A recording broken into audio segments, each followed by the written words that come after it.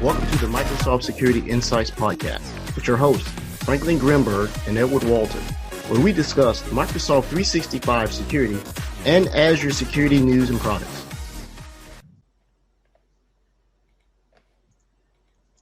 Recorded October 26, 2022. Good evening, Brody. Good evening, Rod Trent. Good evening to our guests. Welcome to our Halloween edition of the Microsoft Security Insight Podcast. I am your host. MCAS Ninja? MCAS Ninja. That's awesome. Here, stand up. Turn around. See if you... Wow. There you go. Wow, you put a lot of effort into that. That's amazing. That is awesome. Oh, man. Authentic. You got the ninja shoes. Hey, Brody. Yeah. I feel bad now. So I feel bad now, too. Yeah, it looks really good. For my name, they call me Impossible Travel of the Clan MCAS.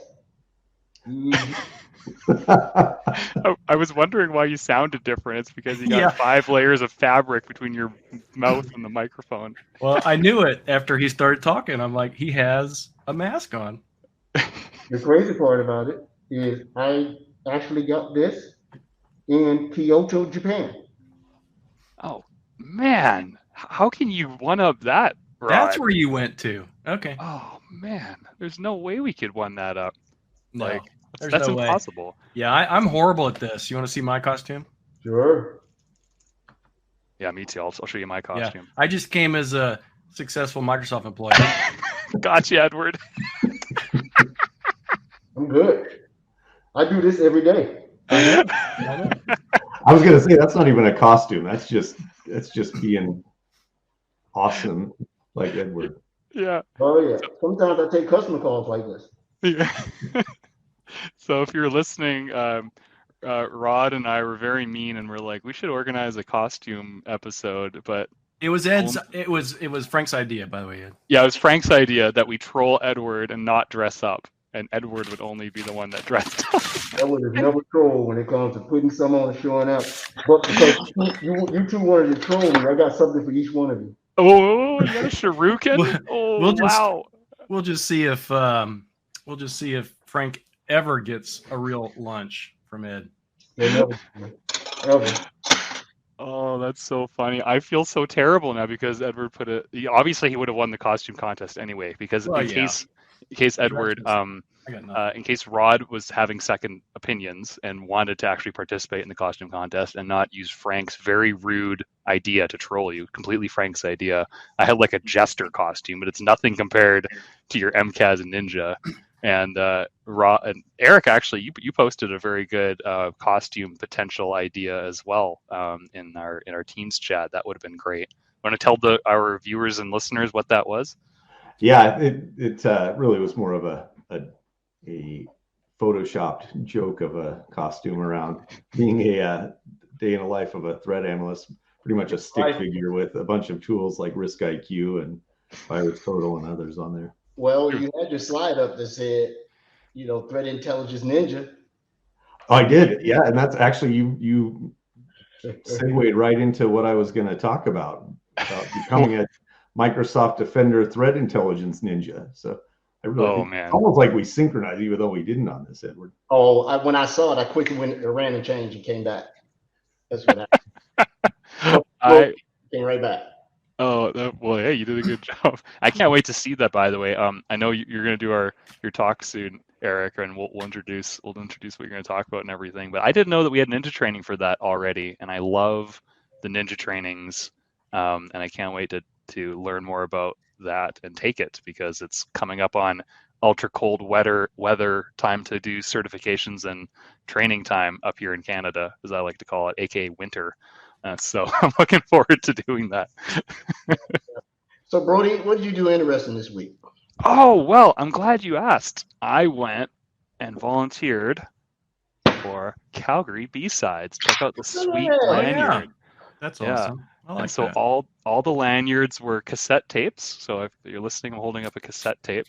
And part of the setup was sticking these B-side logos on a bunch of cassette tapes that the organization bought in bulk. And let me tell you, nothing is more entertaining than going through a box of 300 plus cassette tapes and seeing what's on all of them. So I got Rudolph the Red-Nosed Reindeer, and it's in red, and it matches my sweet red volunteer lanyard. There we go. There we go. Yeah, and there was things like eating algae. It was a cassette tape about the superfood of the year, which was algae. Apparently, that was a big hit. There was a Def Leppard one, which I loved. Led Zeppelin. There was Bob Marley. All kinds of Christmas albums and mixtapes, and just weird bands you've never heard before. But anyway, so that was over 2 days downtown at Bow Valley College in Calgary, and I got to finally meet a bunch of local security professionals that I've kind of been following, or you watch and learn about on LinkedIn or through other presentations. And I got to network with a whole bunch of really cool people, and we've got some follow-ups with a number of folks, and learned a lot, and actually that was kind of really my first actual security conference in person, because I've never been to any of the big DEF CONs or Black Hats, and who knows if I'll ever get there, depending on if travel ever fires up again. And Rod, you know that whole story. So it was really neat, and it was fun volunteering and being a part of that and getting to meet people. And you know what the weirdest part was? You go up to some of these student cyber security advocacy community booths, and like with the university, and you're like, hey, where do you work? And I'm like, oh, I work at Microsoft. And they're like, wow, Microsoft. And like, back in the day, like you go to a security conference and it was Microsoft, and it's like, Microsoft, right? And so it's like perceptions kind of changed a lot, right? And we can make fun of it, right? But perceptions changed a lot from Microsoft of the past, and going forward as being like just the largest, and in my opinion, just killing it out there in the security field. So it's cool to hear new generations are looking up to like, oh, okay, these are like the big players, and we're really excited about that. And I'll just keep going super quick. I won't monopolize the whole thing. But one of the more hilarious things I had to do was be the audiovisual guy for some of the presenters, because everybody brought their own laptops and they all had different hookups. And some were using PowerPoint, some were doing a live demo, and some couldn't get on the Wi-Fi. And so I was just rushing around. And it was hilarious because like guy comes in and it's like, hey, yeah, I'm CrowdStrike. Nice to meet you. Like, oh, Brody, Microsoft. Let me help you get your laptop set up. I just thought it was hilarious. It was funny. So had a really great time, and I can't wait to help with that group again next year. And I think some of the contacts I made are going to get me into some really cool local Albertan and Calgary security initiatives, and that could lead to some really cool opportunities going forward. So yeah, whenever ICS or ISC Square have their meeting here in Atlanta, which they're started back in person now, I always go. You meet everybody from every industry, different roles, different experience levels. The last B-side I did was at Kennesaw State, which was pretty awesome, but I haven't kept up and see if they've done another one in Atlanta lately. But I like the B-side thing. You really meet some cool folks. Everybody there drinks. There you go, right up your alley, bud. Yeah, so, but nothing super, exciting. What I did this week, once again, talking pricing around Sentinel. Couple of things. Matt Egan and I were working on a not so easy way. Customer said, hey, I have these automation rules that I want to manage Sentinel, all my guys, through CI/CD, and I want to push configurations from GitHub. Simple enough. But what he was trying to do is take an existing automation rule, export it, right? Make some configuration change and re-import it. He was using the atypical JSON method where you cut and paste, put in there. That doesn't work, all right? So what we end up having to do is use the REST API to do a list to get all the automation rule names, because automation rules are not stored in the resource group or the log analytics workspace. Nope, they're in the Cosmos DB. Yep. And so you can't get it that way. So the way we did it is to call a list. Once you get the list, do a get, grab the one you want, and then we were able to do it, but we're still having problems pushing it down from get. And we think we figured out the reason. Something's hidden in the way that you export it from doing an API call and the way you do it, what he was trying to do it in JSON. I put in a UAT or a feature request because this is not the first time I've heard this, right? And I thought you could, so I went into the the automation rules, and I would have bet you a beer that, yeah, there's an export button here. There isn't. Can I export these rules? So he tried to use the atypical Azure infrastructure way. I'll get the JSON, I do this. So feature request is in. There's instructions on how to do this in the Azure Git about automation rules, export, and how to call the API that was in there. It was only 8 days old. I think Matt found it this morning, right? I don't think it's 8 days old, but we found it. So let me present something else that has been a pain in my butt as I try to be the professional, spend some time studying today, right? Check this Professional ninja. Yeah. Rant away. So let me share. Oops. Present. Share screen. Share screen. So Edward, even though I didn't wear a costume, I at least put some decoration up on my screen. I see the evil rodent on the evil pest. But Rod loves it because Rod loves spiders. Yeah. And I've never seen a spider just platinum spider. So I didn't see it till just now. How do I make this bigger, bro? Can you see that now? Oh yeah, we absolutely. Okay.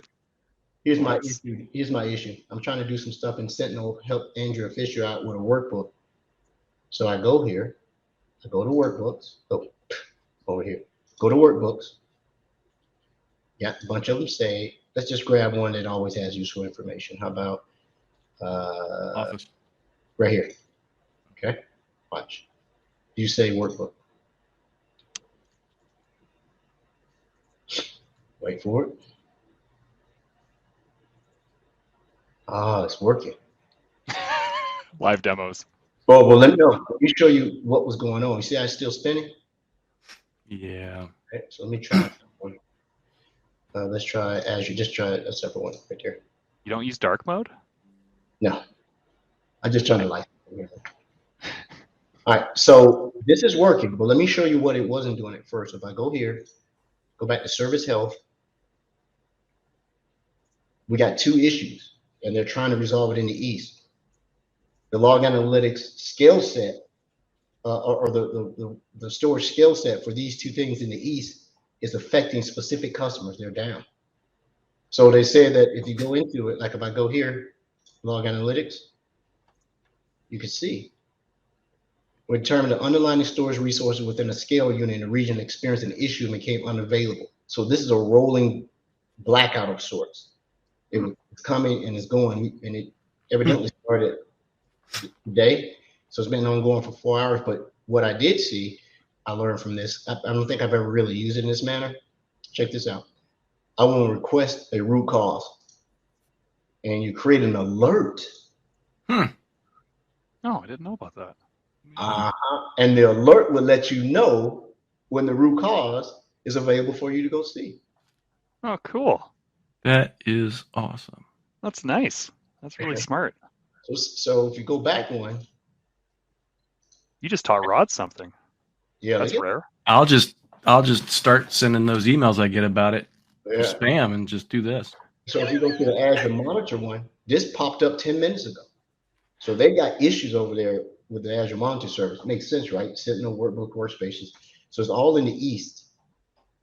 And they gave the same type of, whatever. But one more thing I want to show you is you can also see the details of what's being affected in your environment, right? If I go back to service health one more time, the cool map where you can see is in the East right here. Not everybody in the East was having the issues. So this is what I learned today on this. It's actually pretty cool. I thought you would have got something in a email of some sort, which I checked. I have not gotten an email from Azure saying we're having difficulties. I don't know what the SLA is for notifying folks. So that's all that I had. Cool. Hey, Noodle McTwoodle. Hopefully I got that right. Was asking where that workbook is located. Can you drop the link without putting in your subscription ID or anything like that? No, you can just click into it. If you go into your Azure Sentinel, any workbook, they all were failing. Every workbook was failing.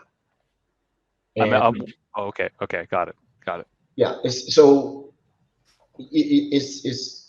eating up the ability to do these two things to make Sentinel run. Now, something else that was affected, none of the advanced hunting queries work. Oh. I can't even log into the portal. I'm getting sign in failed right now. Mm-hmm. Hey, how do I stop sharing? I'll take care of it. There you go. There. Cool, MCAS Ninja. That's pretty sweet. Yeah, I'm like, why is this not working? We're trying to test out this risk scoring thing that Andrea, Brian, Mike, and a guy named that Brody invited to the podcast next year. And Andrew's coming on to talk about the very topic here next month. Oh, cool. Okay, great. Yeah. She said that his presentation was probably going to be different from hers. He may be using another use case, but it's really for risk scoring. So the workbook we were working on, I'll stop sharing. Am I still sharing? No. It says Steam already sharing the screen. You're sharing, but I pulled it off the stream. Oh, well, Rod cut you off. Don't worry about it. I was going to show you one more thing here. Oh. So I don't want to steal her Steam, but they put in there it is. I got Rod. It's running. Actually, can you zoom in a little bit, Ed? Just a smidge. The control up screen. Yeah, there we go. Yeah. All right. So check this out. So if I go here, go to Sentinel, click workbook, STAT. Got like an old gray IBM keyboard over there, or what? It's a gaming keyboard, mechanical. I like to hear the clicks. Yeah, I can tell. We're going to say workbook. Oh, it's working. So now they run a workbook based on alerting from a series of logic apps that do risk scoring based on the alert that's coming in and how many times it fires. Yep. Cool. I'll let her know that it's working again. She had to get in my lab because she can't run this in the Microsoft sponsored lab. Something about the way you don't get access to directory and permissions and stuff. So I just gave her, GA, like, go at it. Let me know how it comes out. That's it. But we're all going to present this. So I think it's pretty interesting.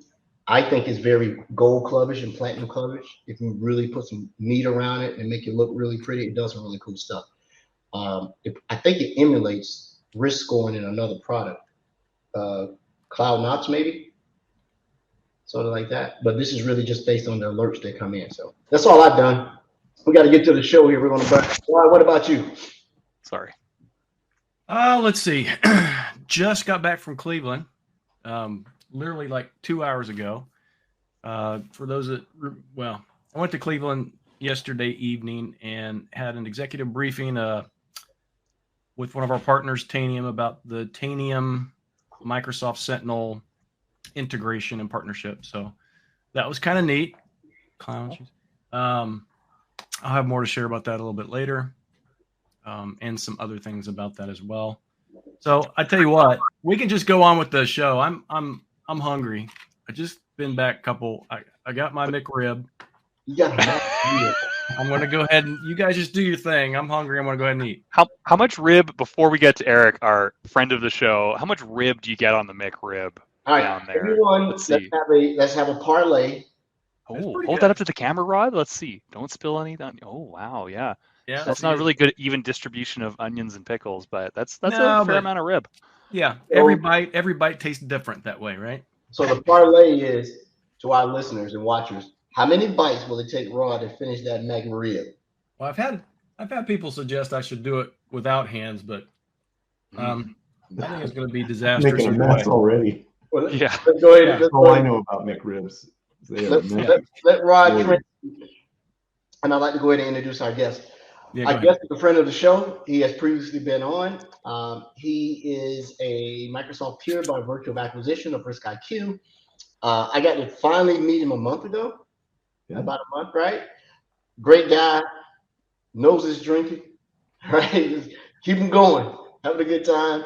I got to meet a lot of his peers. Everybody that came over from that Risk IQ was super cool. Everybody had a lot of energy, right?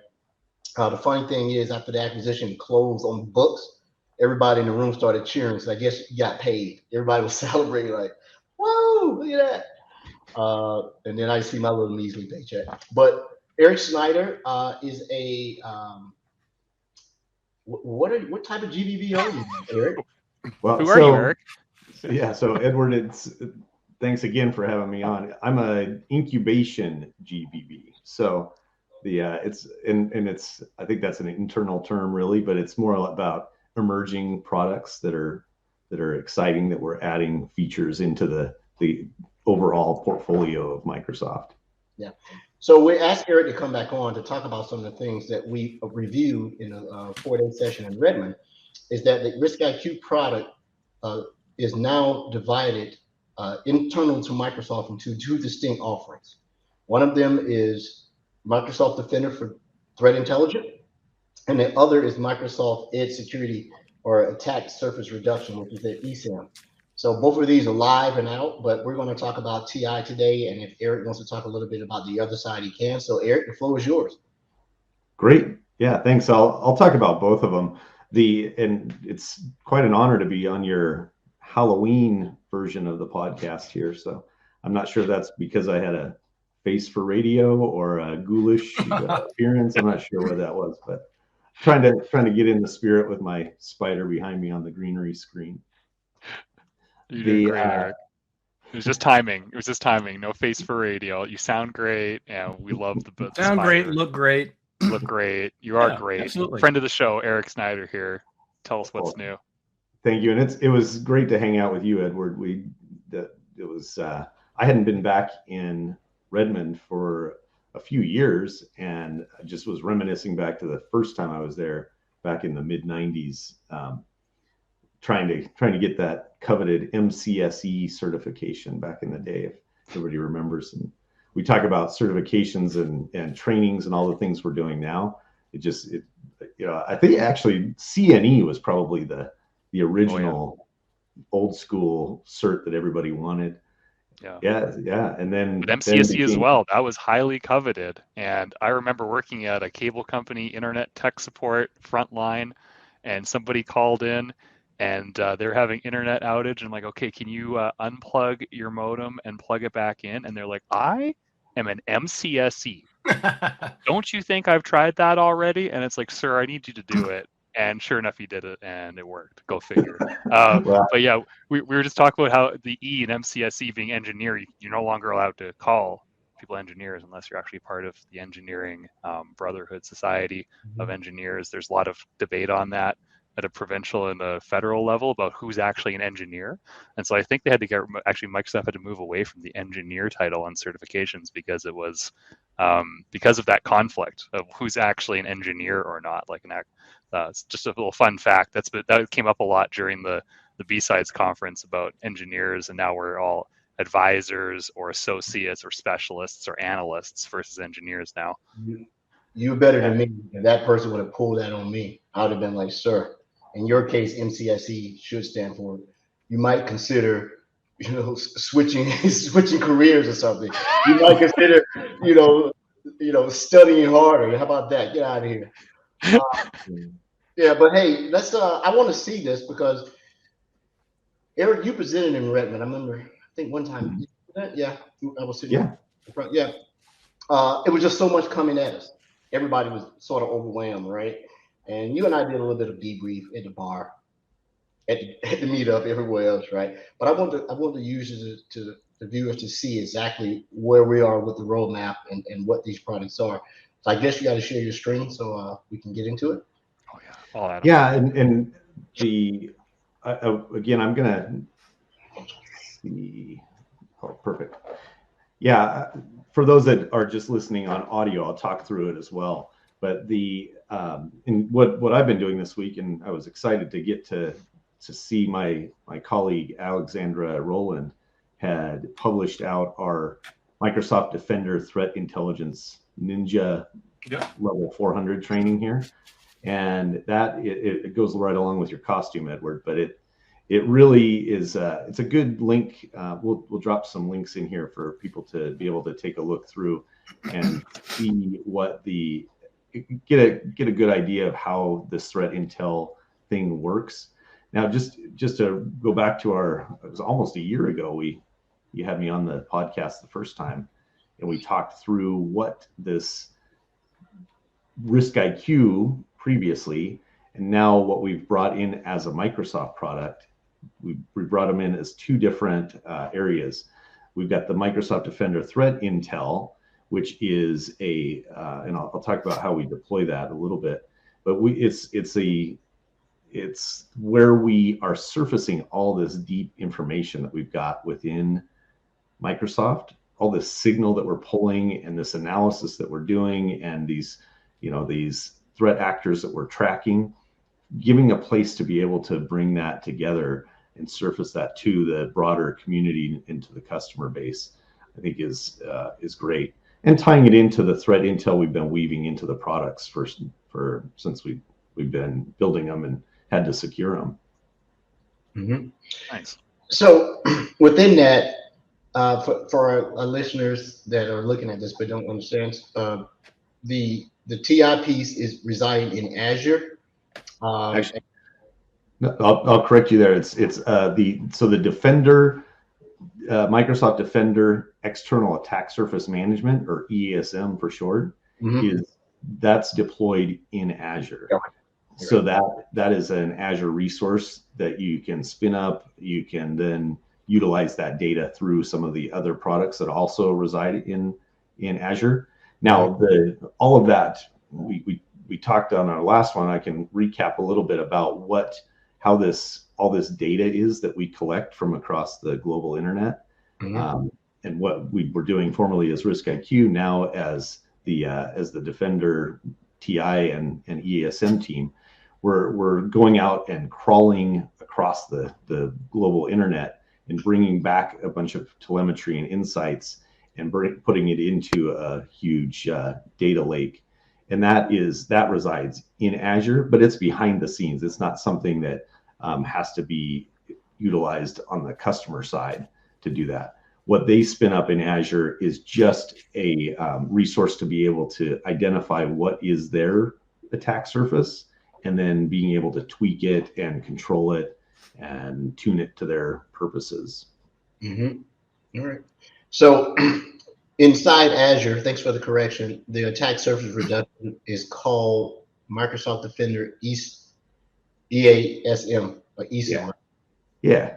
And I have it deployed in the lab, and just without doing much of anything other than deploying it, it's so much telemetry. I'm looking at all type of stuff, from carrier ASNs, IP blocks, contacts that maybe, I guess the contacts are dangerous, people that don't get involved with. Oh no, the contacts are individuals at MITRE. So that's pretty cool, being able to find someone to talk about how it maps.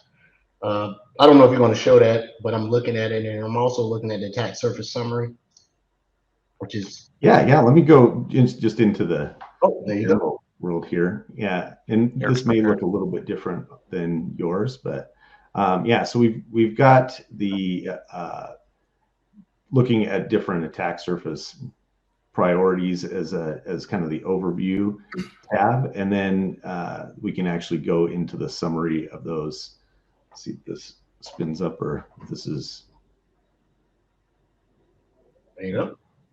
Yeah, so you get a really good quick picture, quick glimpse, some out-of-the-box day one dashboards that are available to be able to look at. And I think it's really helpful to do it. Another thing that gets asked a lot, and I'm not sure how much we clarified on the last time we talked, but a lot of people think, are you only looking at resources that are running in Azure? Are you only looking at that attack surface? And that's we're not, because part of the reason that we do this is to be able to find unknown assets or unknown services that you're running out there that are related to you that are not, you may not know about, whether it's shadow IT or a different affiliate. Maybe it's a new acquisition that you've done and they're running in other clouds. We're scanning everything across the global internet. So if it's on-prem or if it's in another cloud, we're going to pick that up. Okay. Nice. That's smart. So what I also see in your screen is there's still the OAuth top 10 is still super critical with all the OAuth attacks and phishing and consent attacks. So we're also looking at cross-site scripting. How does the OWASP top 10 get populated? Just by pulling from OWASP.org? Yeah, and there's some, we've talked before about how we're curating and doing some additional insights around this stuff. And so much of that is pulled from, so we have a team that is working with this all the time. So although this is going to be automatically updated through kind of feed the OWASP mechanism, it's still, we have a team that's actually going in and being sure that this stuff is up to date on a regular basis.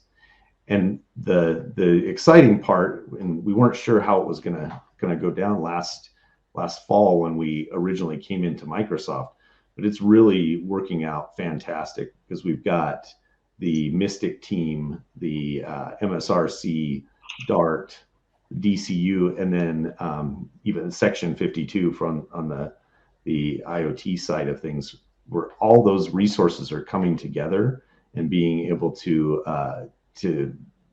give to the community, to the broader security defenders out there, as well as our Microsoft customers, being able to get them that deep knowledge that we've got here and share that out.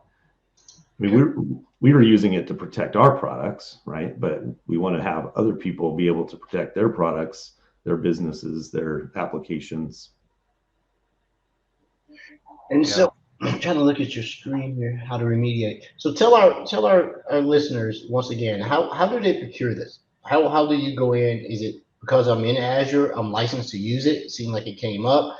Is there a payment, framework? How would I deploy the eCell? Yeah, no, and I'll click to a different tab here with the creating a Defender ESM Azure resource. So and this is one of those conversations around, a lot of times IT owns the Azure kind of buckets themselves. A lot of organizations have some headroom in their contracts and commit that they kind of need to utilize. And we're finding that security teams can take that and take advantage of it and get an opportunity to turn up ESM very easily. And it's pretty reasonably priced. It really depends on how big of organization, what circumference you have on your entire attack surface. And that's how it's actually billed as an Azure monthly billing aspect.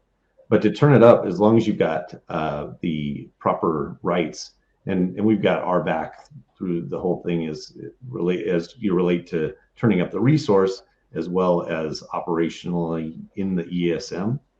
But if you can spin up a resource very easily, I mean, it only takes a couple of minutes, and you create this, a standard resource group process, and then if you go in and just click create a resource, and you can just do a search at the top for search for resources and services, and put in ESM, you'll find it, and then just click create, and it's going to be that easy as far as spinning up that resource. And then it's the review and create. And then once you have done that, you go in and actually click through to the next tab here. You actually start.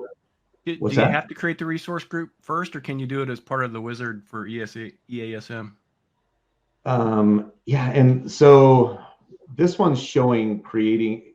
Well, you can add it to an existing resource group. The kind of the best practice would probably be to have a separate one just for being able to do the if you need to worry about billing and that sort of thing, and not impacting something. If you need to blast that resource group, is not commingled. When I went through, it had me create a resource group in advance. It wasn't really okay. You need to create this resource group, and I did it. And from there, I'm still baffled by I haven't done anything but do that. I came back a day later, now it's full of data. So I guess it's grabbing common criteria data. That might be part of my problem because mine's not populating with data. So, well, and so there's two ways to do that because in order to populate data, we need to actually manage this discovery process to discover what your attack surface is. And we've got two ways to do that. One is to actually we've preceded, if you want to call it that, a tens of thousands of organizations. So if we know of you as a kind of an industry company out there, we've probably built an attack surface for you already, kind of just the framework, and then we fill in the detail on that. If not, you can go in and do a custom discovery, and then you can seed it however you'd like, whether it's by an IP address, by a registrant email, whether it's just a domain, top-level domain that you can put in there. And then we'll start going out and spidering across the internet to go look for what is related to yours. Yeah, it's right now, when you first deploy this, it looks like the Snyder Corporation as an approved organization entity is the one that has 6 seeds. I'm sorry, yeah, 6 seeds, and it's populating a lot of this stuff. So I can tell the day I created this was September 15th. The last time it was run was 5 days ago. So it looks like you can create a discovery group the way you said and pull it out.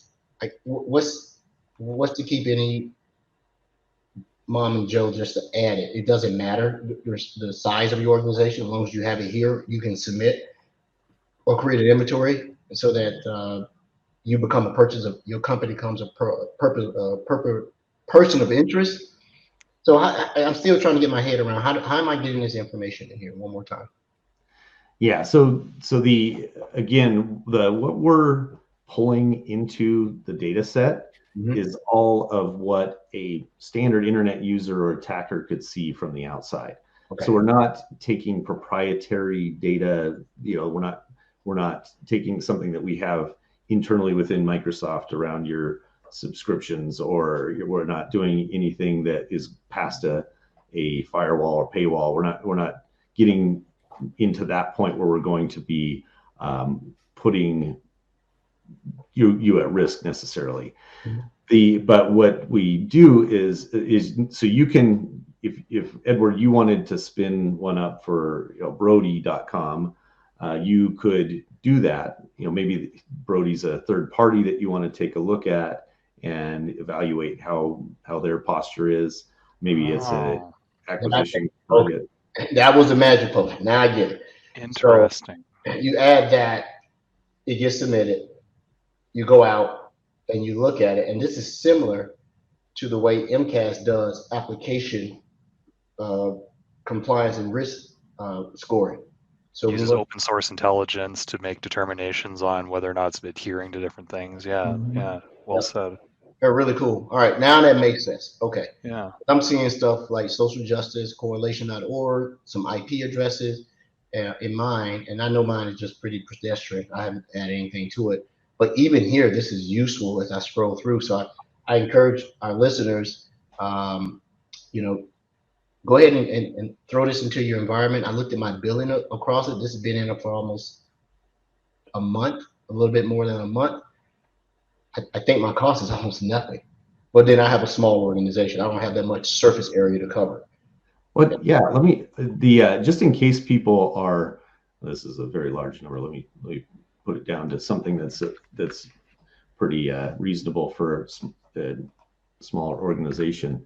We have an Azure pricing calculator with ESM in here, so you can see what that's going to cost you on a monthly basis by estimating it. But as you said, Edward, I encourage everybody to go out there if they have the access to turn it up and take a look at what's there, because it's a free 30-day trial. We designed it that way to make sure that people could get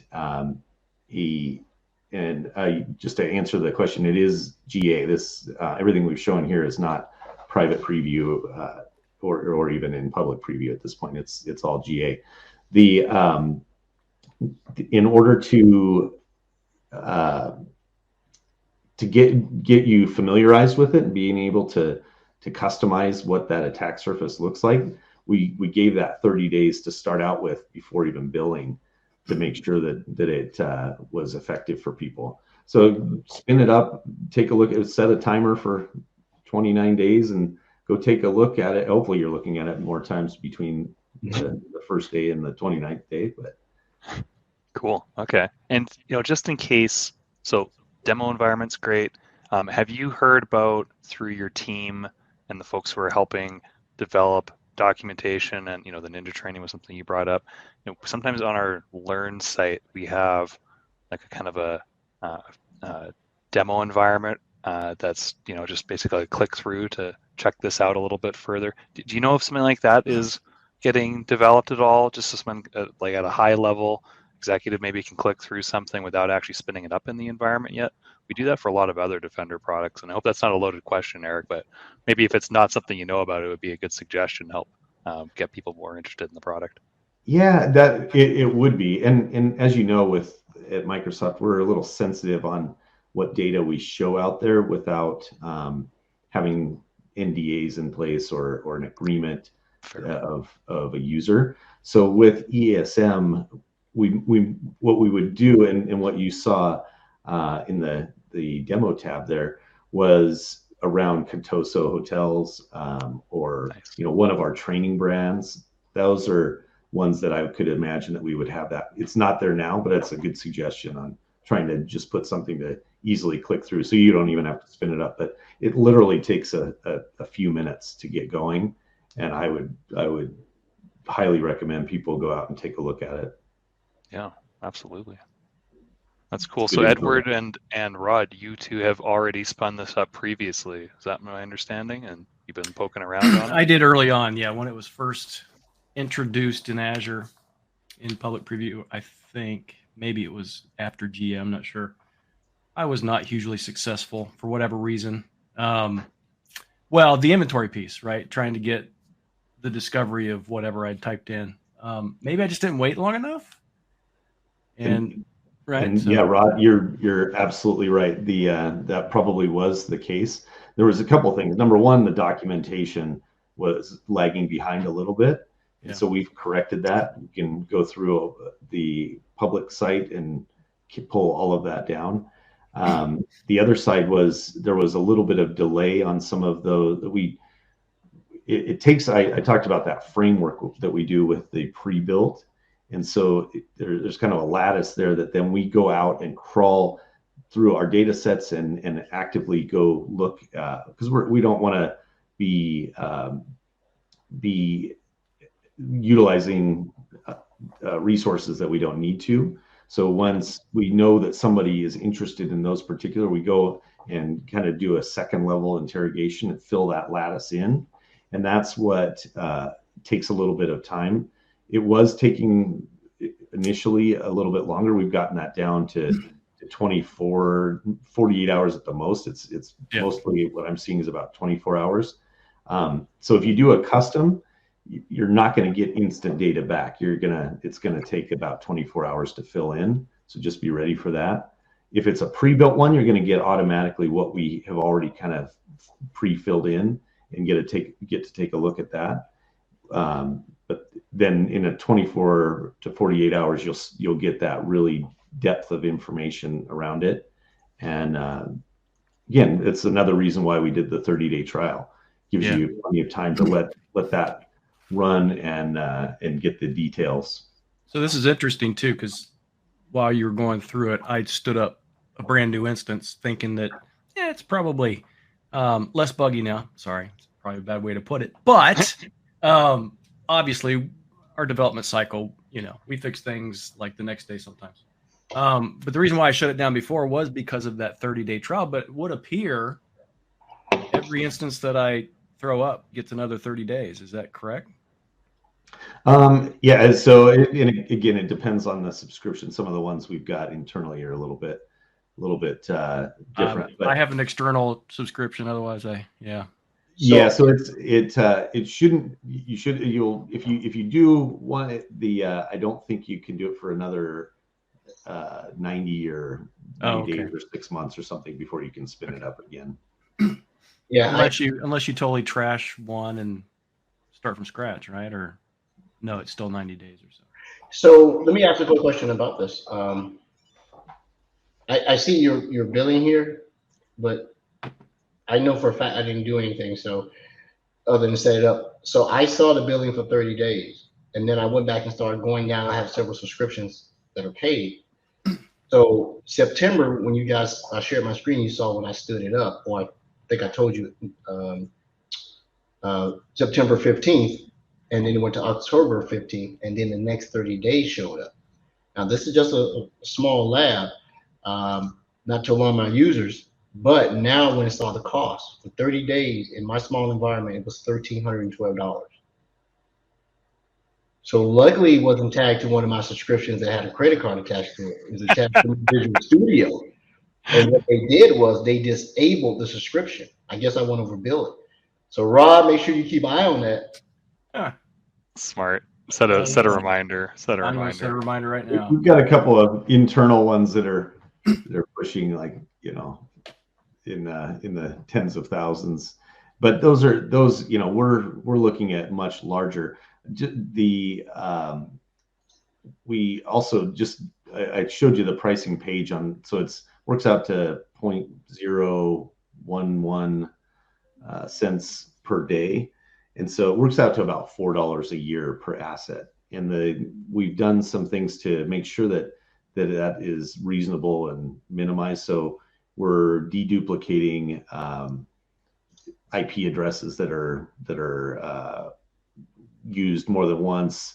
The wildcard DNS hosts, things like that, are being deduped so that they're only being charged one time. So we have some people that their wildcard DNS just goes totally crazy, and it's good to know that what is that's good signal that you want to keep, but we don't want you to be just getting crazy overbilled for it. That's fair. Yeah. That's fair. So like outside of pricing and more like value proposition, so obviously enterprises would want to take advantage of this. Like would you recommend there being like a minimum headcount organization that should look at this? Like, can you get too small to take advantage of this in the SMB space, or how would you proposition this for companies of all sizes? No, and when we talked a year ago, we talked about how Risk IQ focused on just the biggest customers, just because we didn't have enough resources to be able to help any size organization. Now, anyone that's got an Azure subscription and it has a security program that would be benefit a small organization. It would be not a huge amount of cost to add this in and be able to get that view. Nice. Yeah. And I was reading up on some of the features while you were presenting this and leading up to the call, and it just seems like there's a lot of excellent information at the analyst's fingertips that would normally take them a long time to correlate, etc. And we already do that with other great solutions. And so, yeah, that sounds like it's especially for those smaller shops where it could even be one, or a couple of people who are monitoring this. Maybe it's just the CISO who also handles changing the light bulbs. It's an opportunity to really understand what's out there and get a good feel and understand, where you need to improve. Yeah, absolutely. That's the thing that's nice about Microsoft is we can scale from those very small organizations all the way up, and making it as self-service as it is. You don't have to have an expensive engagement to get that turned up. And I love what he brought up earlier. You can point it at a potential outside location that's not under your umbrella today and get intel on it. That is extremely interesting. Interesting. Yeah, I mean, if you're someone in any industry, but something that you see things that are spun up in a cloud that that you don't expect or shouldn't be there or is a little dodgy, you'd be able to understand that immediately. Mm-hmm. So the other thing, I just added one custom discovery, and now I can't add any more until that data comes back. Is that correct? Yeah, we're working to be able to make that a little bit more flexible and spin it. But yeah, when you do add it, once that does come back, you can add them in more bulk. Yeah. Typically, if I'm advising somebody on it, I'd have them prep those seeds that they want and kind of put them in all at once. Yeah. Yeah. I should have done that. Yeah. Sorry, Rod. Oh, that's all right. That's all right. Hey, it's all a learning, right? It's all learning. It's all good. That's what's great. So, in about 24 hours, come back and add those additional seeds that you want. But at least it's going to start working from. Did you put in a domain or? I did my own rodtrent.com. Yeah. Great. Yeah. Yeah. Good deal. Rod, I was trying to sneak into your $6 million man environment to take a look at this. We'll have to talk later. I don't have access to today an internal environment that I can go and poke around on this. Yeah, I just noticed that for whatever reason, Contoso, at least for the EASM or whatever you call it, I don't have access to that either. I'm gonna have to go ask for access somewhere so I can at least demo it. Yeah. Maybe our friend Erik could get us some view only somewhere on his top secret. We'll find out. We don't want to put him on the spot or anything. But yeah, it'd be cool to poke around on this somewhere because, as some folks might be aware, if you're even a Microsoft consultant sometimes, but independent professionals, you may not have all the ability to fire up resources. And so yeah, we can lean on our friends and hopefully take a look at this and click around because I'm really interested in learning more about this, and I love learning by clicking around and looking at it myself. So yeah, it seems very interesting to go in. I'm playing around. So if I'm Erik, if I'm looking away from you guys, I'm not being rude. What I wanted to test is that I spun up one of the the free ones you can use on transform.microsoft.com and create it. And when I went in there, it was like, no, insufficient rights. Oh yeah, those demo labs don't quite you can't. I don't think in some of them you can spin up Sentinel either. That was another area that I have run into prior, and that's when Rod helped me out with an account. Yeah, so there's going to be some partner demo environments, the CDX demo environments, Transform, where inherently you're not going to be able to spin some of this stuff up, unfortunately. But I'm sure over time the team will hear feedback and partners and independent MVPs, not Frank because he's not an MVP, but other real MVPs will want to check this out, and maybe we'll make that available. Poor Frank. Poor Frank. Hey, he's not here. He's gonna get slagged on. I nominated him multiple times. I think we're trying to get him on again. I think we can make it happen, Rod? We should be able to do it, I would think. I think that's why he is not been on the show recently and maybe here a couple weeks in the future because he's trying to disassociate himself with us so he can get the MVP. That's smart. I did the same thing. I started recommending him before they pulled mine. Evidently, he's made the right people mad. There you go.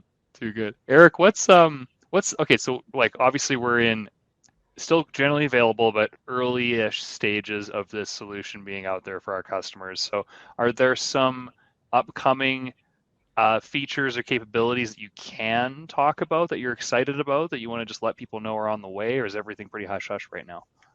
Yeah, so just we actually launched officially in early August. So it was, and I mean, just to put it in perspective, from becoming a part of Microsoft late in the fall last year to having a full deployed as Microsoft product out, it was quite a feat. So we came out. Not everything was as you always want more. There's always features that you would hope for that didn't get finished for launch, but those are fast follows and coming out. We actually announced at Ignite the integration of MDESM with Defender for Cloud. So that was an exciting part. So you'll be able to, there's tying into pieces of Defender for Cloud with MDESM. So just showing that power. There's quite a bit coming up. We're going to have some private previews starting. Definitely for those people that are interested, reach out to our community, and we'd love to have you included on some of those things. Quick question. Since I'm sitting here messing around with this, and Brody says he needs access, what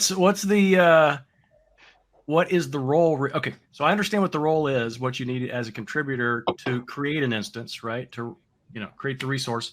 What about someone that you want to give access just to view the inventory? Is there currently a role for that, or is it security role, or is it something else? There's and I don't think we have it on deployed on the public documentation. That's something that, but there is a full breakdown of that RBAC capabilities within there. Okay. I'll ask you about that later. I'll ask you about that offline then. Yeah, I can provide you. Okay.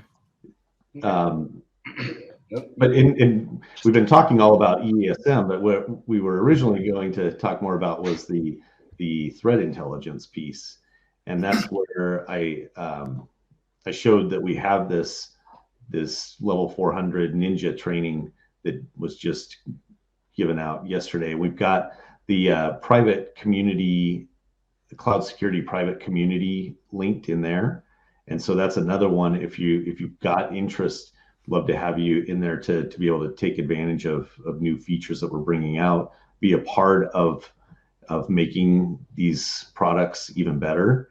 And so to come in there again, if you look at the use cases in there on what TI can be used for. So the TI, again, it's using that same set of data, being able to see what the threat actors are seeing, what the threat actors are using, what they look like, their TTPs, and being able to make connections or pivot on certain information and go deeper. Because we mentioned the open source information. The open source, we may publish into the open source, but we also have a lot of other indicators that we can bring to bear and that we can find. And you get that through the MDTI. Okay. Cool. Does this Ninja training, some Ninja trainings take you from 100 to 400 through the whole process of learning? Is this just for 400, or can I come in without knowing a lot about this solution and upskill just with this resource? Or would you recommend another additional resource to help get me to the point where I can take this training? No, looking through this, I think that we start at a good place and be able to kind of work through. So I mean, we probably wouldn't put the basics of use cases and how to get started in a 400 typically. This kind of takes you through the whole journey of becoming a threat intel ninja and expert. Perfect. Ninja like Edward. Yeah, cool. Okay, because again, this has been on my radar to learn, and I've got a really good opportunity to come up, and I love these Ninja trainings. I just think our product and program teams do such a great job of putting them on there. And I usually use aka.ms/learn, which is now ironically or coincidentally what we call all documentation is now learn.microsoft.com, but the actual specific training I've used in the past. But these Ninja trainings are special. You can tell a lot of love and care goes into them. And we did share the link in the live chat, and we'll absolutely put that in the show notes as well. So thanks for making us aware of this, Eric. Perfect, you bet. And Brody, again, there's a lot of links in there, so look around to be able to find additional information. So a quick question for you, Eric. I know we were talking about spinning up, every 30 days. Whatever the technical limitations are, how do you uninstall this product? Like, I want to get out of this particular one. I want to create a resource group that's more representative of our production environment. And I don't want to reuse any of the other stuff. I want to install net new because I have a subscription that's, instead of building an Azure infrastructure team, I'm going to build a security team. How do you go about uninstalling the ESAM? Yeah, so it's just a resource. You can delete that resource, and that goes goes away, the billing would cease at that point. And then as far as redeploying things, there's those time limits that you need to be cognizant of, or reach out to the GBBs like us or your account team to be able to help through that, and we can make sure that you get what you need. So if I do this, and let's say I'm on a trial or paid, and I decide, hey, I'm going to delete this particular resource group and all the stuff in here. I'm going to, now that I know more about the product, I'm going to deploy it better. What happens to the data that was already collected that was manifesting before you do it? And I'm asking you very pointed questions because I'm doing it here. And so when I turned it off by deleting the resource group, all of the data that was previously there, I guess it bites it. So there's no way to shut the service off without deleting the resources, it seems. Right. That's right. Okay. So everything would be contained, not only the entity itself, but also all data collected, custom rules, whatever. It's all within that initial resource group that you create as part of setup. Is that right? It's in that resource within the resource group. It's all contained in there. Now, hypothetically, Edward, could you just not delete some elements within? I don't know. I'm just making this up on the fly, but maybe you could go into that resource group and delete some elements to stop billing, but keep the data somehow. And I don't know. I didn't go that route. I was more draconic. I saw this bill and I cut it off. Right. I knew that's where your question was coming from. Like, oh, he's worried about the bill. That's why he's asking Eric. Yeah, I'll have it. But my thing, I know Edward's going to have a time on my calendar shortly to go through. Yeah, exactly. No, it's all right. I put it in. I forgot about it. This is on Ed. Where I said, oh, I did it. When were we in Redmond? Oh yeah, I did it right after Redmond. I came home and oh man, I got it in, and then I got distracted on something else. And so the first month, no bill. Second month, even in my small environment where I didn't do anything, like I said, it ended up being like $1,300. I'm like, but luckily it was on my Visual Studio Enterprise, and it doesn't have a credit card associated to it. Eric, great job. You had such a great time showcasing this to Edward, and then the follow-up conversation at the bar, as far as we understand, that you tricked him. Old fashions, brilliant. Advised him to load this up, and he lost track of it. This is funny because we used to give Frank a hard time about a certain Defender for IoT bill that he received. And so now Edward's in the same boat. Edward, keep track of your costs, right? Set up a costs alarm. Come on, you're supposed to be the big GBB expert here. No, absolutely. GBB stands for it's his fault. That's exactly what it stands for. I wish I had done what you said, Brody, and went in and tried to figure out which particular element was crucial for the billing piece to get the data. But if you can't, you can export everything out of here. I noticed that each one of them, attack surface, security posture, GDPR compliance, the OWASP top 10, you can go to each one of those navigation planes. It'll allow you to export everything in there. So I should have done that prior to doing it. Now I just need to get a better understanding of costing because I'm going through cost analysis, and it's just a little bit, all in. It just gives you total cost for the service. So the service in itself, there's no breakdown of what in that service. It says Defender for. Yeah. Okay. That is again, things that aren't completely in private preview yet, but those are the things that we're making improvements on so that people get a better idea of what is billable. Because not all of those, as I mentioned, the things that we deduplicate, IP addresses that, if you've got a massive block of IPs, we're not billing you on all of those. Only things that are active, that have a port active, have a host associated with it, so forth. Okay. Well, I still think that's dubious at best because, if you need, how do you define active, right? If I ping you and you respond to ICMP, which is bad on the internet, but you could. There are port scanners that just go, I forget what mode they go, in Nessus or Nmap. The port doesn't have to respond. I think those technologies allow you to still scan that host for a non-responding port.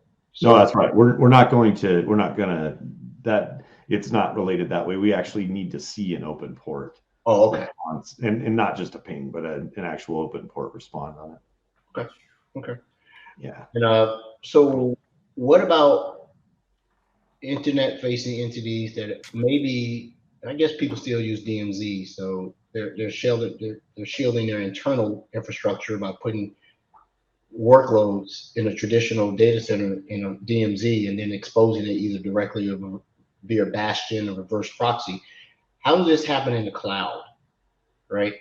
People can make the same mistakes in the cloud, right? And so we would want to service that with your understanding through the ESM.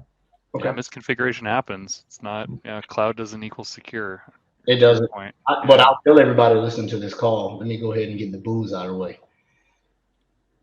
Azure, GCP, AWS, who's the fourth player? IBM, Oracle, all of the clouds are unbreakable, unhackable, until you start putting workloads in it.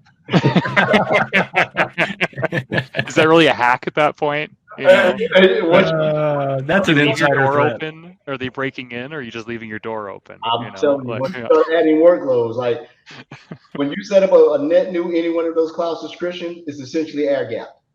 Once you start putting resources in there and connecting and giving it IPs, best of luck to you, buddy. The most secure organization is one that's made of concrete and generates no income, has no employees, and no line of business. Yeah, absolutely. Our government. Yeah. Sorry about that. Oh man, but this has been good. I know we can't get all of this into the little. Even if we had a whole hour, we ate up 20 minutes of your time. But we'd like to get you back on. You'll be back on Reactor in November. November. Mm-hmm. What are you going to present on then, Eric? Is this a part 2 of this, or what were you thinking of showing us? Yeah, well, originally we had talked about and I just want to get a quick plug on the Defender Threat Intel, because that's not I love that. in Azure. That's deployed as a part of the M365, and you can do a trial there in the M365 Admin Center. Oh, that was going to be one of my questions. Thank you. I was going to ask how you can take advantage of some of this outside of just within the Azure environment. Yeah, we got a few minutes if you wouldn't mind talking about it. Thank you. Yeah, so it'll be a precursor to showing us the actual wheels and gears when we do the reactor, right? But yeah, that's a good question, Brody, because folks are, how do you buy it? Yeah, originally we were going to talk about TI today and get more in depth in ESM with Defender for Cloud for Reactor, but I think what we'll try to do is again just be as efficient as possible and squeeze them both in for the next call. But to be able to transact for the threat intel or to do a trial, you do that through the M365 Admin Center. Just go in and let's see. Do I have a? I think. Yeah, there we go. The Admin Center or the Security Center, just to clarify. It's actually an admin center. Okay. Yeah. So and then you can access the do a search in there for threat intel, and you'll find this and be able to kind of click through, and you can do it as a up to 5 seats as a trial, and be able to kind of start this out. So it's under, if you go under purchase services, it's kind of interesting the way they put it through on the catalog.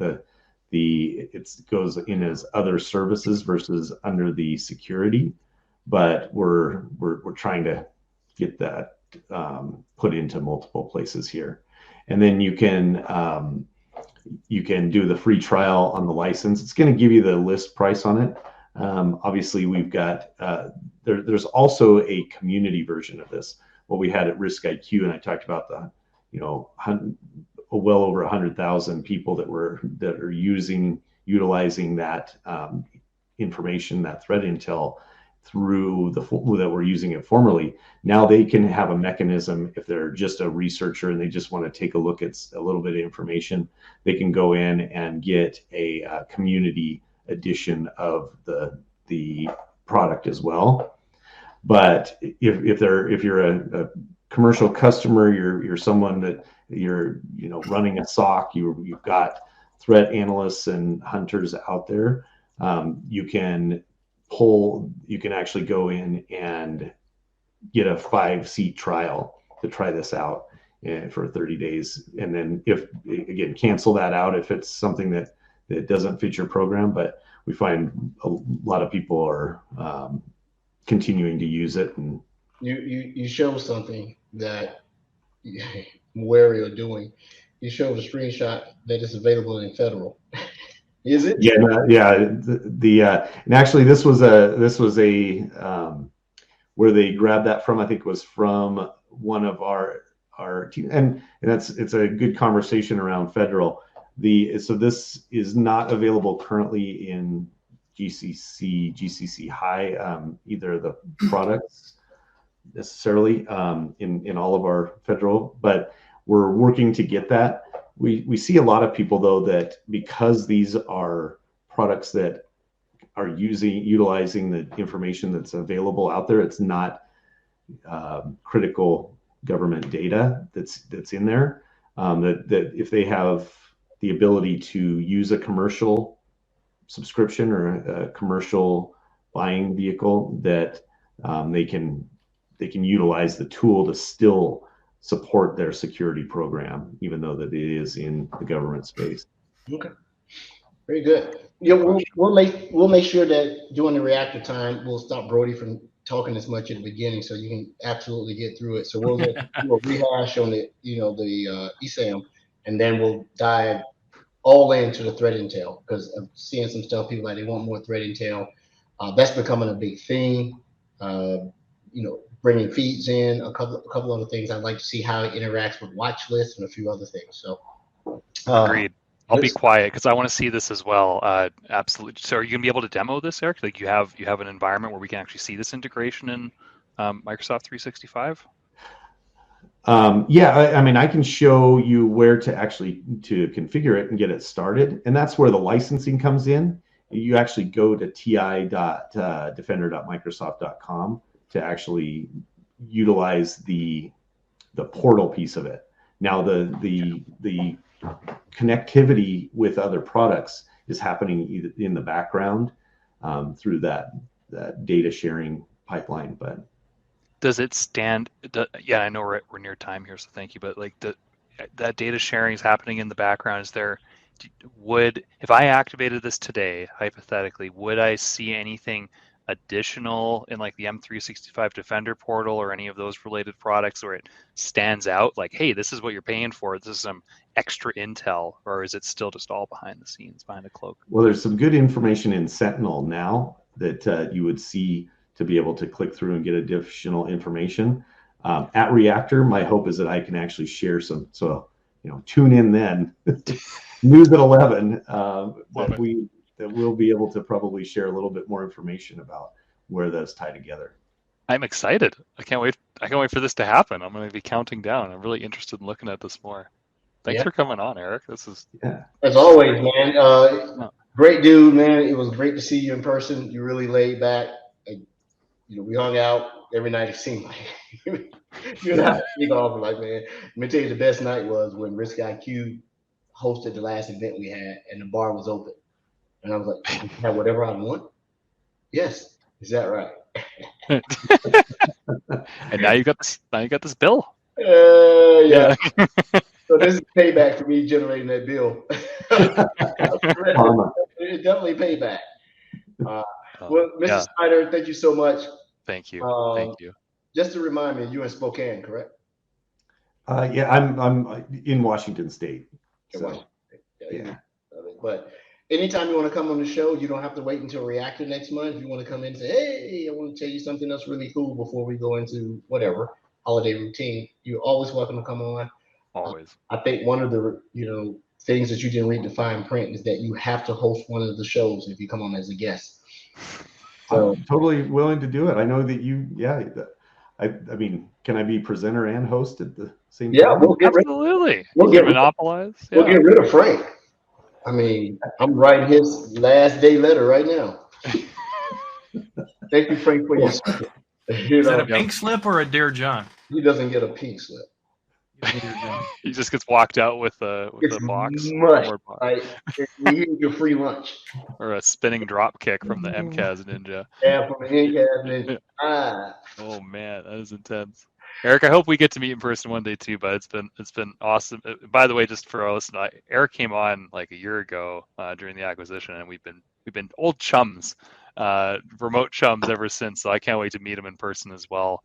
And it's been great having you on. We appreciate you showing us this and all the hard work that you and the team have obviously put into realizing, why Microsoft reached out, told Risk IQ you're going to be a great fit, and now we're seeing the fruits of all that labor. So super cool. Thanks for coming on. Can't wait to see you on Reactor again, and we really appreciate your time today. Yes, sir. Likewise, Brody. Thank you. Thanks, everyone. Awesome. Oh, by the way, Frank, we need to get like an ending audio thing for our podcast.